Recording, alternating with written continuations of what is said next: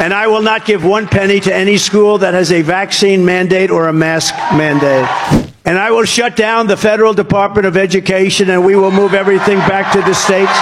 And you know what we'll do? We'll give them about half the money that we send them now. And for half the money, they'll have a lot of money left over. We'll cut our budget in half. የአሜሪካ ስቴት ዲፓርትመንት አንድ አስደሳች ዜና ይዞላችሁ መጥቷል። በተለይ ደግሞ በአሜሪካን ሀገር መማርን ለምትፈልጉ እንኳን ደስ ያላችሁ። ረቡዕ ጁን 18 ስቴት ዲፓርትመንቱ ይዞት የወጣውን መረጃ በተመለከተ በዝርዝር ይዤላችሁ መጥቻለሁ።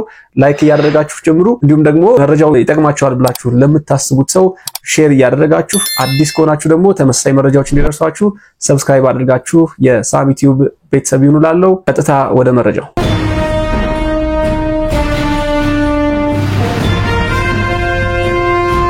ከ3 ሳምንት በፊት ባጋራችሁ መረጃ በሁሉም አገራት የሚገኙ ኤምባሲዎች እንግዲህ የትራምፕ አድሚኒስትሬሽን ሙሉ በሙሉ ኤምባሲዎች የትምርት ቪዛን እንዲያቋርጡ ወይም ደግሞ በጊዜያዊነት ፖዝ እንዲያደርጉ ማሳወቁን ነግሬያችሁ ነበር። በአሁኑ ሰዓት አሜሪካ ኤምባሲዎቿ የተማሪዎች የቪዛ ቀጠሮ እንዳይሰጥ ማዘዟ እየተሰማ ይገኛል። የአሜሪካ ፕሬዝዳንት ዶናልድ ትራምፕ አስተዳደር በውጭ ሀገር የሚገኙ ኤምባሲዎች የተማሪዎች የቪዛ ቀጠሮ እንዳይሰጡ አዟል።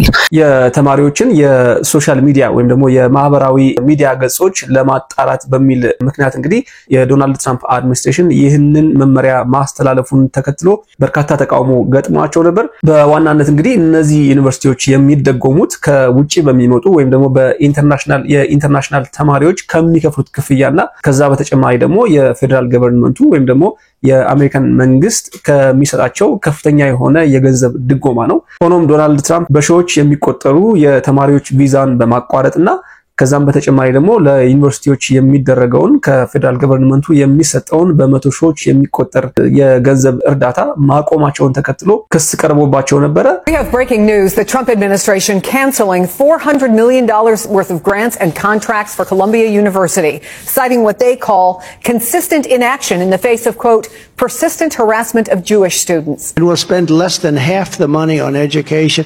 We're going to save a fortune. ፍርድ ቤትም የዶናልድ ትራምፕን ውሳኔ ውድቅ አድርጎ የነበረ ቢሆንም ዶናልድ ትራምፕ ጉዳዩን አልቀበልም በማለት እንዲሁም ደግሞ የተለያዩ አቤቱታዎችን በማቅረብ ስቲል በዩኒቨርሲቲዎች ላይ የተደረገው እቀባ እንደቀጠለ እንደነበረ የምናስታውሰው ነው። ከዛም በተጨማሪ ኤምባሲዎች የኢንተርናሽናል ቪዛ መስጠት አቁሞ ነበር። ከትላንት በስቲያ ረቡዕ ዕለት በጁን 18 የሰማነው ግን እጅግ በጣም አስደሳች ዜና ነው። በሁሉም ኤምባሲዎች በሁሉም አገራት የሚገኙ ኤምባሲዎች ለትምህርት የሚሰጠውን ቪዛ እንደገና እንዲጀምሩ ወይም ደግሞ መስጠት እንዲጀምሩ የስቴት ዲፓርትመንቱ አሳውቋል ማለት ነው።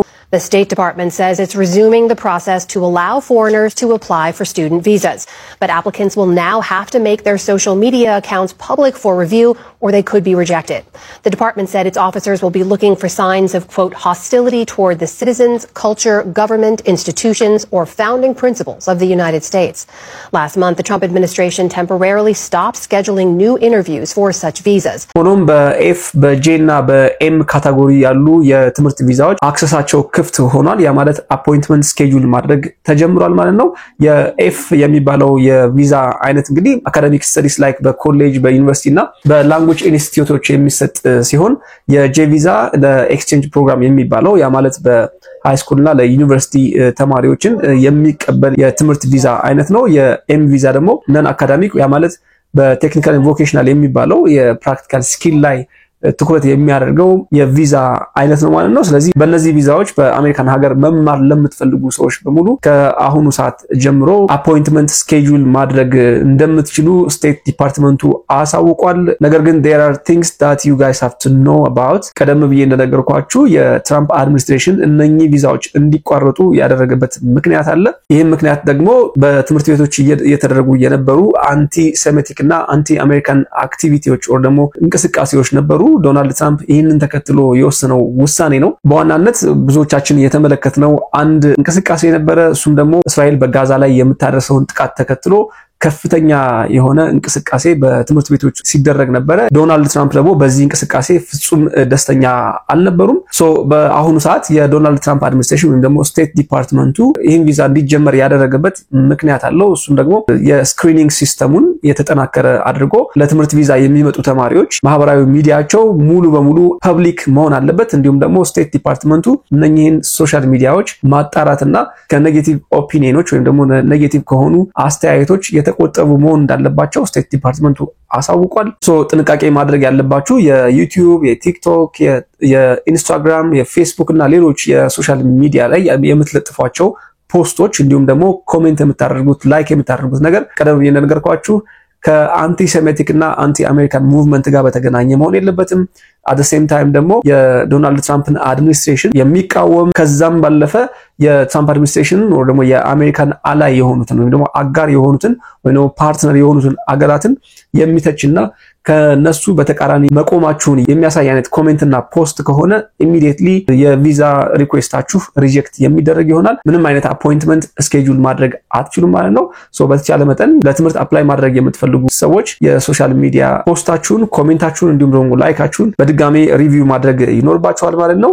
ይህንን ማድረግ ካልቻላችሁ ኦር ደግሞ የሶሻል ሚዲያችሁን ፐብሊክ ማድረግ ካልቻላችሁ ደግሞ ኢሚዲየትሊ ሪጀክት የሚደረግ ይሆናል ማለት ነው። የብዙዎቻችሁ ጥያቄ የሚሆነው እንደምታውቁት ከዚህ ቀደም 19 ሀገራት የትራቭል ባን ተጥሎባቸው ነበረ፣ የጉዞ እገዳ ተደርጎባቸው ነበረ።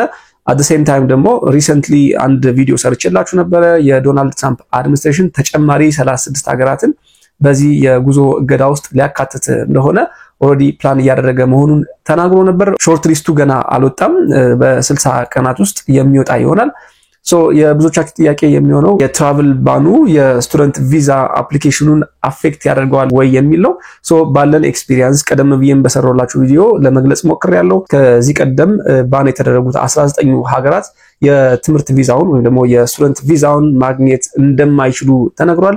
ሞስት ፕሮባብሊ እነኚህ አሁን ባን ይደረጋሉ ተብለው የሚታሰቡት ሀገራት 36ቱ ሀገራት በተመሳሳይ ሁኔታ የትራቭል ባኑ የሚጸና ከሆነ የስቱደንት ቪዛውም at the same time ለነኚህ ሀገራት የማይሰጥ ይሆናል ማለት ነው። ይህ በጣም አሳዛኝ ዜና ነው። ነገር ግን ቀደም ብዬም እንደነገርኳችሁ የትራቭል ባኑ ሙሉ በሙሉ አልጸደቀም። ከ60 ቀናት በኋላ ነው ሾርት ሊስቱ ወይም ደግሞ የመጨረሻ ውጤት የሚታወቀው። የትኞቹ አገራት በዚህ ባን ውስጥ ይካተታሉ የሚለው ገና ግልጽ አይደለም። ከ36ቱ አገራት ውስጥ ስክሪን ተደርጎ የተወሰኑ ሀገራት የትራቭል ባኑ አፌክት ላያደርጋቸው የሚችልበት እድል አለ። ኢትዮጵያን በተመለከተ ደግሞ የሰራውላችሁ ቪዲዮ አለ። ኢትዮጵያ በትራቭል ባኑ አፌክት የምትደረግበት እድል እጅግ በጣም ጠባብ ነው። ይህን ለማሳየት ደግሞ የተለያዩ ምክንያቶችን ለመጥቀስ ሞክሬያለሁ። በድጋሜ በአሜሪካን ሀገር ትምህርት ለመማር ለምትፈልጉ ተማሪዎች በሙሉ እንኳን ደስ ያላችሁ። አይ ሆፕ ኢትዮጵያም ከትራቭል ባኑ ተርፋ ብዙዎቻችሁ የትምህርት ዕድሉን አግኝታችሁ በአሜሪካ የምትማሩበት እድል እንደሚመቻች ተስፋ አደርጋለሁ። መረጃው ከጠቀማችሁ ላይክ ያደርጋችሁ፣ አዲስ ከሆናችሁ ደግሞ ሰብስክራይብ በማድረግ ቤተሰብ ይሁኑ። ጤና ይስጥልን።